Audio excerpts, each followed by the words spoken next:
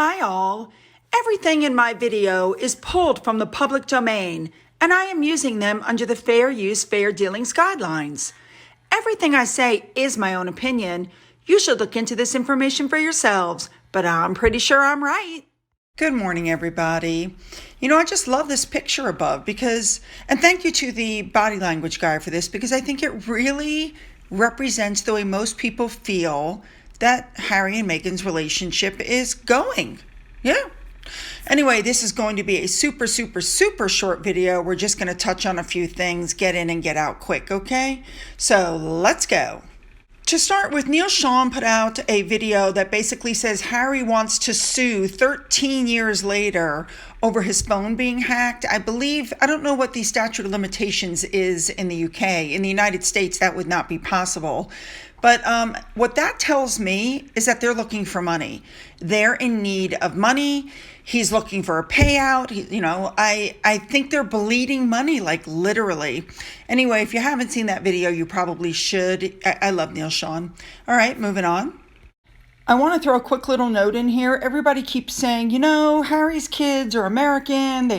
Therefore, he can stay in the United States. You can't revoke his visa. Let me explain something to you about American law. Because the kids are American, yes, that gives Harry the right to stay in the United States, but that does not give him the right to work in the United States. In order to be employed and earn money, you must have a work visa. So if his visa was removed, yes, he could stay in the United States, but legally he could no longer work or earn any money in the United States. Does that make sense? Okay, moving on. Any respect of any kind that I had for Omid Scooby-Doo has now completely gone out the window, because it's very obvious that he's going out of his way to whip up the sugars. He knows what he's doing. He's probably doing it on the orders of Harry and Meghan. But here's a perfect example. He puts up the tweet that the Queen put out thanking the men and women's curling teams following their success at the Olympics. And while there's nothing wrong with that, as you can see, one of his followers responded very snarkily, "Is that really work?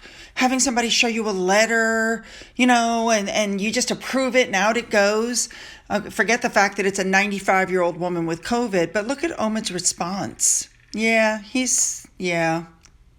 don't even think he's trying to hide his absolute hatred for them at this point. Here's a tweet he just put out saying, "I'm all for commemorating the Queen, but before we do it, we need to take care of this and this and this, and we should fix that first." Funny, he wasn't saying that when the taxpayers put out $33 million for Harry and Meghan's wedding, or when the taxpayers had to pay millions to refurbish Frogmore House to turn it from staff residence into a private residence for Harry and Meghan, or when Meghan spent $1 million on clothes in the first year alone. He didn't say anything about helping the poor then. Interesting. And this I'm just bringing in because I completely agree with it. Look at Harry. So while he's busy suing protection officers for being hacked and thinking about suing somebody else, his 95-year-old grandmother who has COVID is still working. A life of service. Now, talking about lawsuits, this came up, and I can totally believe this story. Apparently, a lot of the Met Police who are on the Royal Detail have said, off the record, that if Harry wins his case, they're going to ask to be reassigned or they're going to go into private work. They will not secure him or his family. So if he did win, it would be a very hollow victory as far as the UK is concerned. And I have to admit, I myself did not understand the argument that the police put out that Harry didn't show them respect until it was brought to my attention. Thank you to my follower. And I knew this. I didn't click the two together, that Harry and Meghan basically used them to go runs for groceries and coffee and, was using them like they're just plain old, servants. Yeah, that's showing no respect to people that are supposed to be there to save your life. All right, moving on. You guys need to keep in the back of your minds that the reason he's suing for protection is because, and he renewed his lease on Frogmore, is because England is his home. It will always be his home. He loves England. On operations, I don't want to sit around at Windsor because I just generally don't like England that much, and it's nice to be away from all the press and the papers.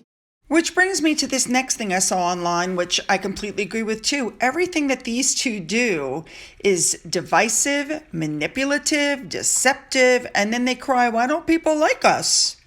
Yes, we're all responsible. All our single-use hate accounts, where what most of us do is we take the news and put it out there and give our opinion on it, which is, by the way, protected by the Constitution. We're single hate accounts. Okay. All right, this story came out saying that Andrew might be forced into exile and will flee Britain. I don't know about that one. They're saying that his support is collapsing. It would probably be better for him to go live on foreign soil. Yeah, maybe at a beach somewhere. Now, it's being reported the FBI still wants to interview him in their criminal investigation into Jeffrey Epstein. So, yeah, he's still going to probably have to talk to the FBI. Now, it's being said that even though he settled his case, that does not prevent Miss Giuffre, I can't pronounce her name. This will not prevent her from testifying against him in criminal trials and other civil cases. So even though their thing is settled, it does nothing for criminal prosecution. He still could be brought in. Now, with everything else going on, counselors in York are actually taking steps to remove his freedom of the city honor, and they want him to relinquish his ducal title. At the same time, politicians in Scotland are urging him to forfeit his title as the Earl of Inverness because they said their city is being dragged down by association. Like, nobody wants to be associated with him anymore, and I can't really blame them. All right, time to get on with our big story of today.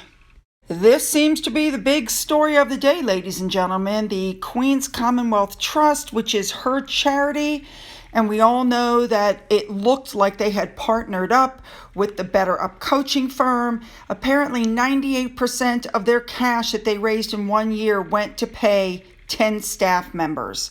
That's right. So it really didn't go out to help the people, which is what it was meant to do. Apparently, over half of that went to just the first 5 top executives. Now, this makes people question, is the emphasis being put on charitable endeavors or not? And, we've already discussed the fact that the Better Up was being promoted on that website, right? And when people reached out to the Queen's Commonwealth Trust and asked about that situation, they said that it was simply a generous one-time gift from Prince Harry, and that's how it ended up on the website, which, yeah, I could totally see that too.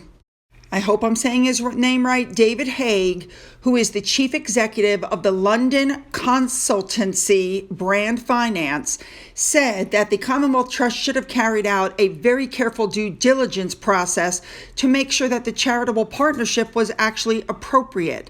Because any company which is supported by them is going to be, gain credibility and could be of economic value.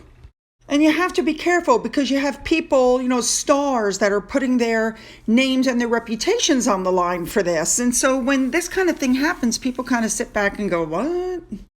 I mean, for instance, Chris Kelly here earned the most money, £140,000. Okay, that's the same amount of money that the head of the RSPCA there apparently earns, and he's over like 2,000 people. Once again, lots of information, lots to cover. And once again, I want your comments below because you know that I use them in my videos and I love to hear your thought processes on all of this. So don't forget to leave your comments below. Don't forget to hit that subscribe button. Don't forget, if you've already hit the subscribe button, to go back, double check, and make sure that you're still subscribed. Because I'm still getting notifications from people that they had to resubscribe. Very odd what's happening with YouTube. Don't forget, you can follow me on Twitter. You can follow me on Getter. You can email me. To those who have donated to my coffee fund, thank you so much. And as always, you guys, have a great day.